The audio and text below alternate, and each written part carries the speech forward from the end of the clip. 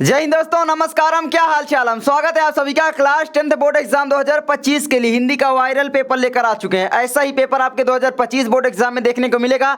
देख सकते हो पूरा का पूरा पेपर यहाँ पर, ठीक है। पूरा का पूरा पेपर आप लोग देख लो, इसका पूरा सोल्यूशन मैं आपको करवाऊंगा। तो चलो यहाँ पर शुरू करते हैं। वेरी इंपॉर्टेंट है, इसके सभी बहुविकल्पी प्रश्न मैं आपको सॉल्व करवा देता हूँ, जिससे आप बोर्ड एग्जाम में 20 के 20 अंक शुरुआत वाले पक्के कर लो और पूरा का पूरा पेपर सोल्यूशन करवाऊंगा, ठीक है।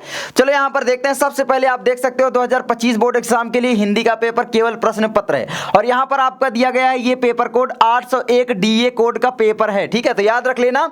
चलो यहां पर शुरू करते हैं। तो सबसे पहले आप लोग यहां पर देखेंगे तो जो समय आपको मिलता है 3 घंटे 15 मिनट का आपको मिलता है। समान निर्देश जो दिए गए हैं आप लोग पढ़ सकते हो कि प्रारंभ के 15 मिनट परीक्षार्थियों को प्रश्न पत्र पढ़ने के लिए निर्धारित है। प्रश्न पत्र 2 खंडों आ और बा में विभाजित है। प्रश्न पत्र के खंड आ में बहुविकल्पी प्रश्न है, जिसमें सही विकल्प का चयन करके ओएमआर शीट पर नीले अथवा काले बाल पॉइंट पेन से सही विकल्प वाले गोले को पूर्ण रूप से काला करें। तो यहां पर आपको पता ही होगा कि 20 नंबर के जो बहुविकल्पी प्रश्न होते हैं उसको ओएमआर शीट पर आपको भरना पड़ेगा, ये आपको ध्यान रखना है, ठीक है।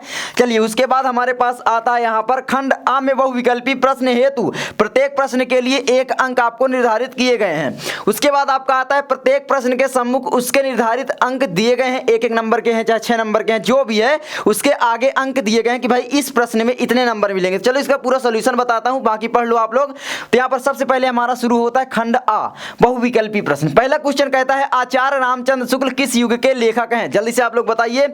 शुक्ल युग के हैं, द्विवेदी युग के हैं, शुक्लोत्तर युग के हैं या फिर भारतीय युग के हैं? तो आचार्य रामचंद्र शुक्ल, शुक्ल यहां पर लगा हुआ है, मतलब कि भैया ये शुक्ल युग के हो जाएंगे, आपको पता होगा। उसके बाद दूसरा आता है गबन की विधा है, नाटक है, एकांकी है, उपन्यास है या फिर कहानी है? जल्दी बताइए। तो गोदान, गबन, सेवा सदा निर्मला आप जानते होंगे मुंशी प्रेमचंद जी के उपन्यास हैं। तो प्रेमचंद जी का ये उपन्यास है, याद रखोगे। कौन है भैया? मुंशी, ठीक है, मुंशी। और यहां पर आप क्या आ जाते हैं? प्रेमचंद, याद रख लेना, वेरी इंपॉर्टेंट है बोर्ड एग्जाम की दृष्टि से। चलिए आगे बढ़ते हैं। आगे हमारा आता है तीसरा, कंकाल के लेखक हैं। तो कंकाल के लेखक कौन हो जाएंगे? ये भी उपन्यास ही है, आपको पता होगा, उपन्यास ही है। किसका है भैया? जयशंकर प्रसाद जी का। कहां गए जयशंकर प्रसाद जी? तो ये हो गए, ठीक है। कंकाल एक इंपॉर्टेंट इनका उपन्यास। तितली भी है और एक अपूर्ण रह गया है, इरावती, ठीक है। क्या हो जाता है? इरावती, आपको पता होगा, तो इरावती हो जाता है। चलिए आगे बढ़ते हैं। आगे हमारा आता है चौथा नंबर क्वेश्चन, कलम का सिपाही कृति है। तो कलम का सिपाही किसकी कृति है? धर्मवीर भारती की, अज्ञेय की या फिर जैनेन्द्र कुमार की या फिर अमृत राय की?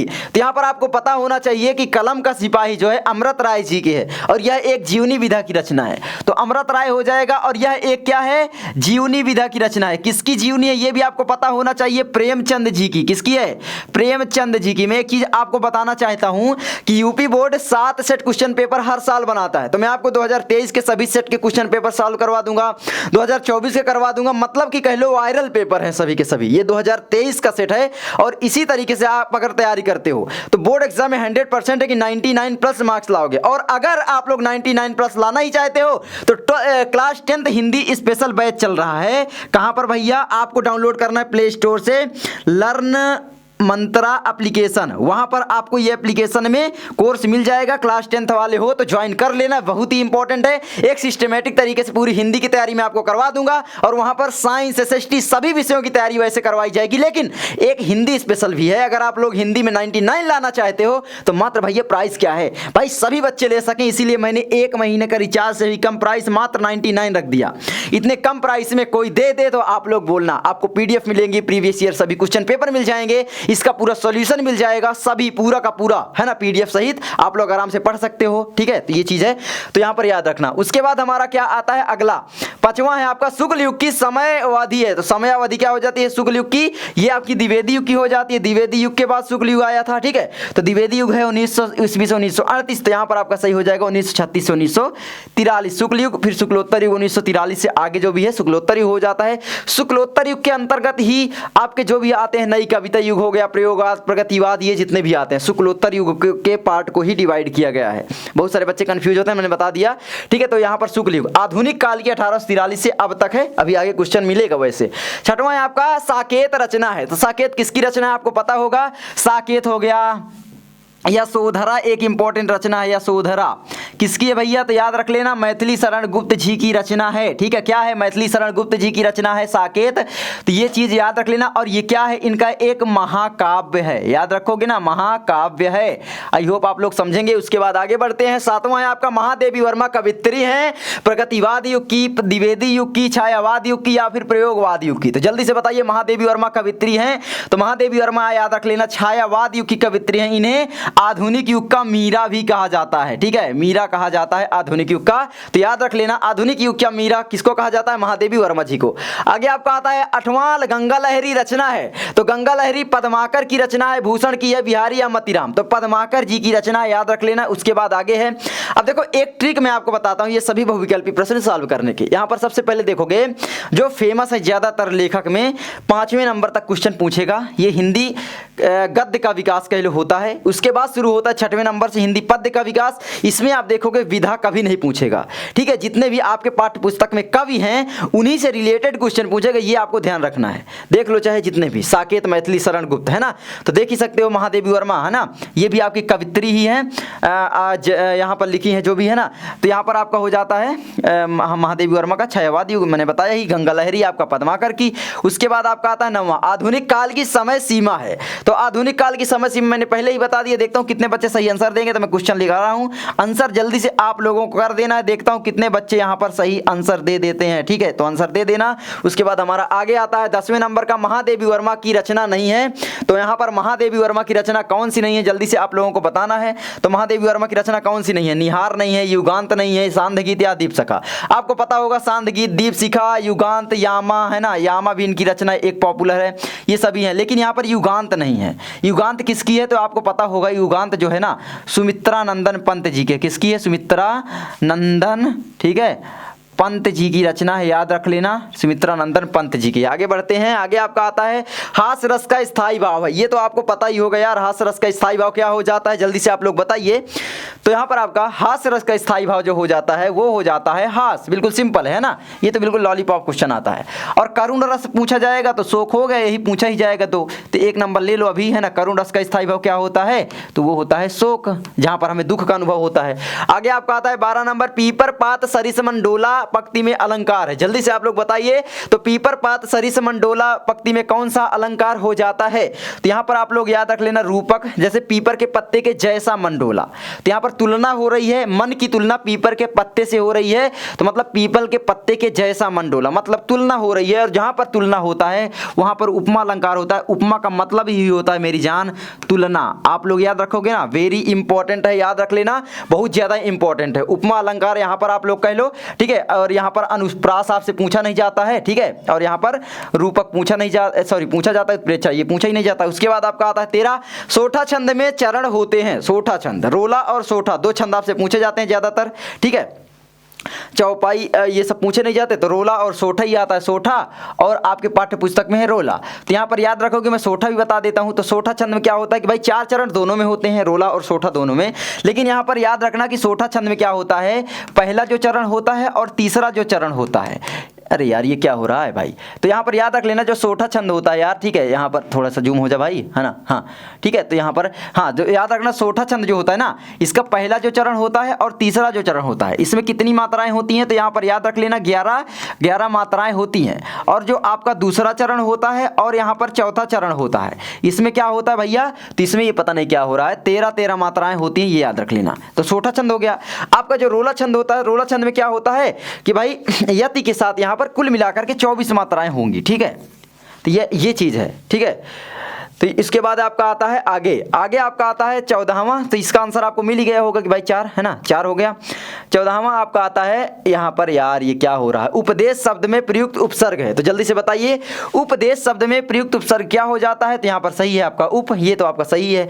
उसके बाद आपका 15 नंबर, प्रत्यय के भेद है। प्रत्यय के कितने भेद होते हैं, जल्दी से बताइए। तो 2 भेद होते हैं, ये पूछ सकता है, वैसे ये हटा दिया गया है, लेकिन 2025 बोर्ड एग्जाम में मेरे अनुसार पूछ सकता है, क्योंकि आप लोग यूपी बोर्ड में विश्वास नहीं कर सकते, है ना, ये चीज है।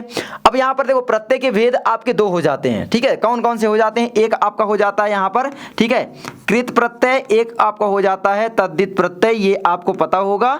बस ये दो प्रत्यय हो जाते हैं। आगे बढ़ते हैं। आगे हमारा आता है 16 हानि लाभ में समास है। जल्दी से आपको बताना है हानि लाभ में द्वंद्व समास होगा, है ना, या फिर द्विगु होगा, यही दोनों होंगे। आप जानते हो कर्मधारय बहुव्रीहि होगा नहीं, इन दोनों में कंफ्यूजन भी होती है। तो याद रख लेना जहां पर आपका द्विगु समास होगा वहां पर आपका कोई ना कोई संख्या जरूर आएगा। संख्या का मतलब मीन्स क्या हो जाता है कि भाई यहाँ पर संख्या का मतलब क्या हो जाता है, कुछ ना कुछ गड़बड़ी थोड़ा सा यहाँ पर हो रही दोस्तों, तो आप लोगों से माफी चाहूंगा, ठीक है।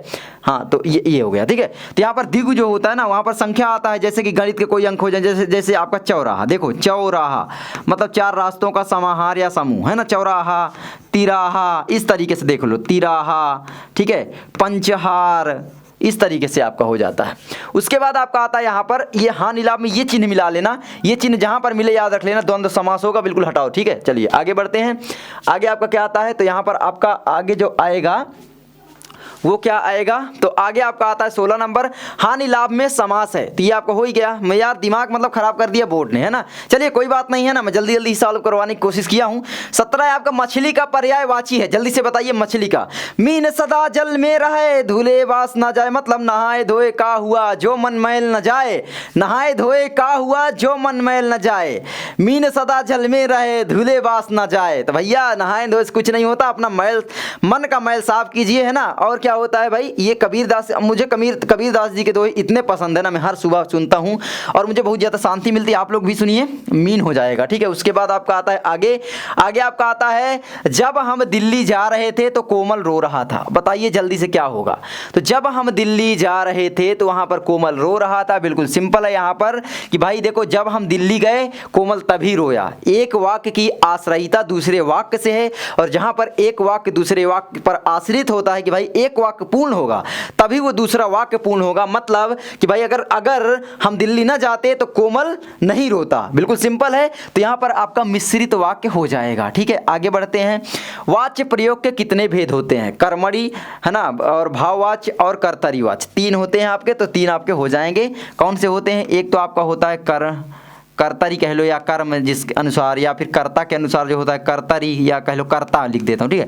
कर्तरी लिख सकते हो यार, कर्तरी नहीं बोलोगे भैया गलत पढ़ा रहे हो। एक होता है आपका भावे वाच्य, ठीक है, भावे बोलो या भाव बोलो। तो ये हो जाता है मतलब जहाँ पर कर्ता के अनुसार क्रिया प्रयोग होती है वहाँ पर कर्तरी वाच्य, जहाँ पर कर्म के अनुसार कर्मणि वाच्य, जहाँ पर भाव के अनुसार भाव वाच्य, है ना। हो गया। आगे है आपका 20वां जिन शब्दों का प्रयोग संज्ञा के स्थान पर किया जाता है उन्हें कहते हैं। तो जिन शब्दों का प्रयोग संज्ञा के स्थान पर किया जाता है आपने कक्षा 6 से पढ़ा होगा, सर्वनाम कहते हैं।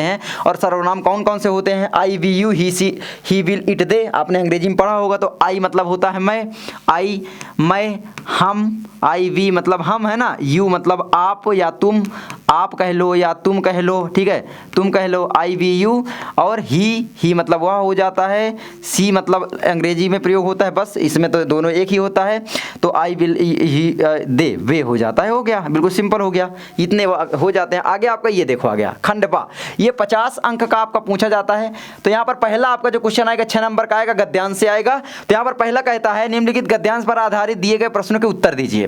तो आपको यहाँ पर इस प्रश्नों का उत्तर देना है, तो ये आप लोग दे लेना, ठीक है। बाकी आप लोग देख सकते हो किस चैप्टर से लिया गया है, अभिलाषा। और ये देखो भारतीय संस्कृति वाले चैप्टर से है क्या, जल्दी से बताइएगा। अभी भी उसी तरह बहता है, हाँ यही वाला है, अस्तित्व मिल गया एक वर्ड, ठीक है। भारतीय संस्कृति वाला चैप्टर हो गया, राजेंद्र प्रसाद लेखक हो गए। उसके बाद है आपका अथवा में भी कि भाई यहाँ कोई बात नहीं है कि स्वभाव और रुचि के लोगों में ही मित्रता हो, भाई मित्रता वाला चैप्टर हो गया। आचार्य रामचंद्र शुक्ल लेखक हो गए। कौन हो गए इसके लेखक, आचार्य रामचंद्र शुक्ल, आचार्य शुक्ल जी हो गए, ठीक है। तो याद रख लेना ना। आगे बढ़ते हैं। आगे आपका आता है यहाँ पर 3 को कर लेना। उसके बाद आपका देखो ये आ जाता है, ये सभी सॉल्यूशन अगर आप चाहते हो एक सिस्टमेटिक तरीके से पूरा का पूरा, तो मैंने जैसे बताया आपको कि भाई लर्न मंत्र एप्लीकेशन आपको डाउनलोड करना है। और ये पेपर आप अगर फ्री में चाहते हो, बिल्कुल फ्री में, नो एक भी प्राइस नहीं लगेगी भाई। 3-3 4-4 घंटे टाइप करता हूं और आपको मैं ये पेपर फ्री में बिल्कुल दे दूंगा, बिल्कुल फ्री में।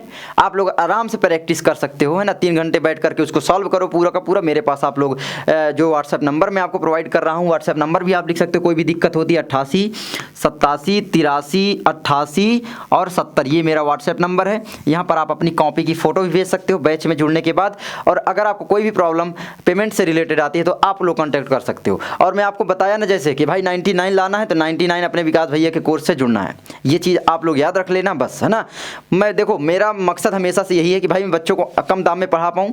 देखो आप बहुत सारे बच्चे बोलेंगे फ्री कर देते भैया, तो फ्री में कर देता हूँ। आप लोग जानते हो मैं हमेशा, मेरा दिमाग भाई ख़राब हुआ तो ले भाई फ्री ले जा।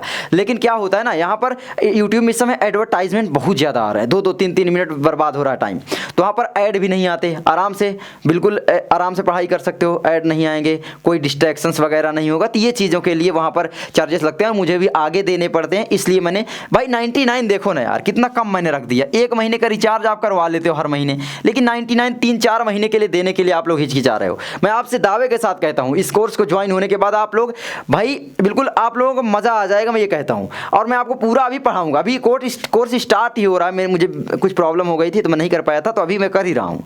वहाँ पर लगातार जो वीडियो आती जाएंगी, अभी कुछ नहीं है ज़्यादा, ठीक है, लेकिन आप वीडियो आती जाएंगी उसको देखते जाना, है ना, आपको वीडियो वहाँ पर मिलती जाएंगी। तो ये चीज़ है। अब यहाँ पर देखो पद्यांश जो आता है 6 नंबर का आपका आता है। अब ये 6 नंबर बिल्कुल सिंपल आएगा। निर्गुण कौन देश को वासु, भाई ये सूरदास जी का हो गया, ठीक है, सूरदास जी का होगा। तो यहाँ पर आप देखोगे सूर, ये मिल गया शब्द, सूर मतलब सूरदास। और सूरदास आपके सूरदास, ठीक है, आपके पाठ्य पुस्तक में क्या लिखे हैं भाई, पद नामक आपका शीर्षक हो जाता है, पद नामक शीर्षक आपको पता होगा, ठीक है। तो चलिए आगे बढ़ते हैं, हो गया आपका संदर्भ और व्याख्या कर ही लोगे। और यहाँ पर क्या पूछा है एक क्वेश्चन, ठीक है, मधुकर शब्द का क्या अर्थ है, तो मधुकर कहीं समझाई संवदे बूझती साँच नहासी, मतलब मधुकर का मतलब हो जाता है आपका यहाँ पर ऊधव के लिए प्रयोग हुआ है, मधुकर ऊधव को बोला गया है, ठीक है। आगे बढ़ते हैं। अथवा में भी है अतुलनीय जिसके प्रताप का श्याम नारायण पांडे, है ना, अतुलनीय जिसके प्रताप का साक्षी है प्रत्यक्ष दिवाकर, धूम धूम कर देख चुका जिनकी निर्मल कीर्ति निशाकर, देख चुके हैं जिनका वैभव ये नभ के अनंत तरागण, अगणित बार सुन चुका है नभ जिसका विजय घोष रण गर्जन। नहीं भैया आप लोग इसे मुझे बताना, कन्फ्यूज हो रहा हूँ मैं। देखो अभी मुझे भी कन्फ्यूजन हो जाती है, मैं आपसे ईमानदारी से बोल देता हूँ जो मुझको कभी कभी कन्फ्यूजन होती है। ये पूरा सोल्यूशन मैं आपको प्रोवाइड कर दूंगा, इसको बताना किस चैप्टर से, मैं देखूंगा कितने बच्चे यहाँ पर सही आंसर देते हैं। उसके बाद आप लोग देखो क्या आता है, उसके बाद आपका यहाँ पर आ जाता है, ठीक है, अथवा के बाद यहाँ पर देखो संस्कृत खंड। संस्कृत खंड में बिल्कुल सिंपल है, 5 नंबर का आता है, 3 2 5 नंबर का। और ये 5 नंबर के लिए, 2 नंबर के लिए संदर्भ के लिए, 3 नंबर हिंदी में अनुवाद करना है।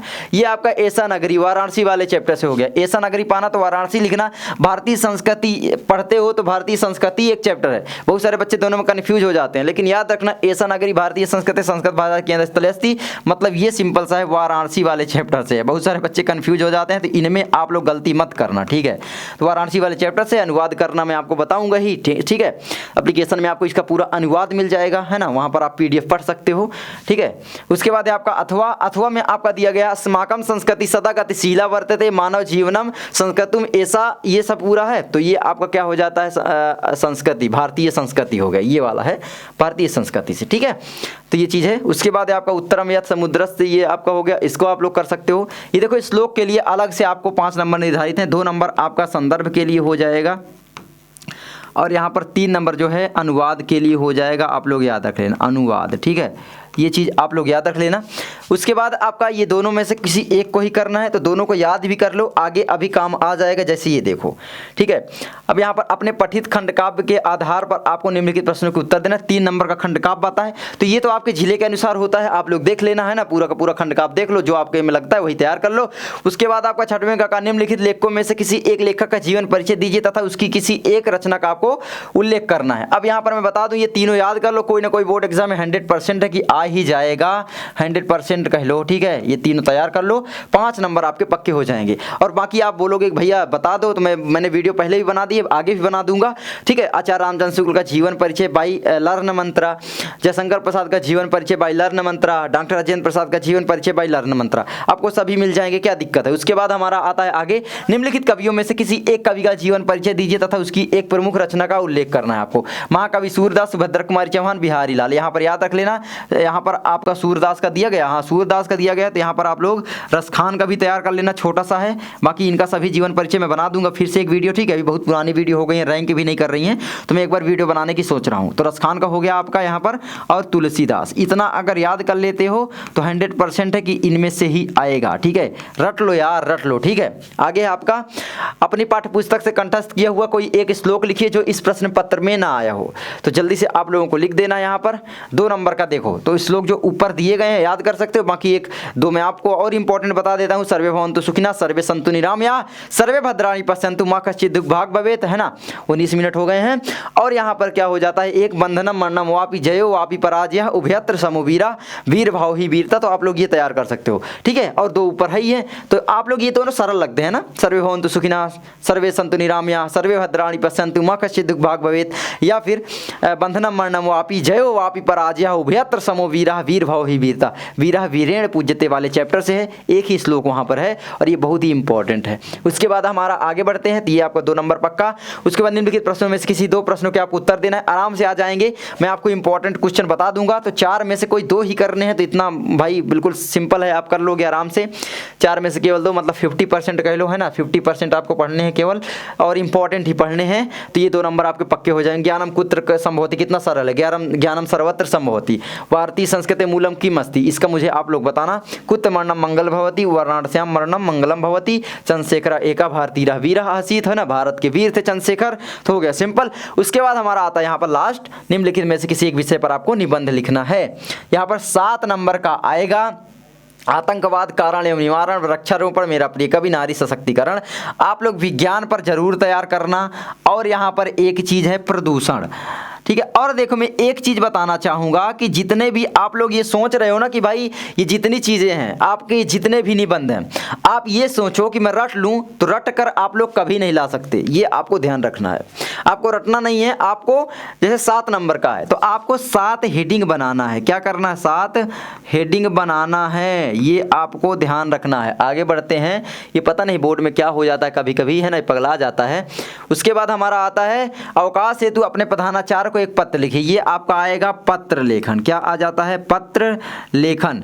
तो पत्र लेखन वेरी इंपॉर्टेंट हो जाता है। अब यहाँ पर ये 4 नंबर का आता है, लॉलीपॉप होते हैं क्वेश्चन, ये दोनों तैयार कर लो, 100% है, आने ही आने हैं।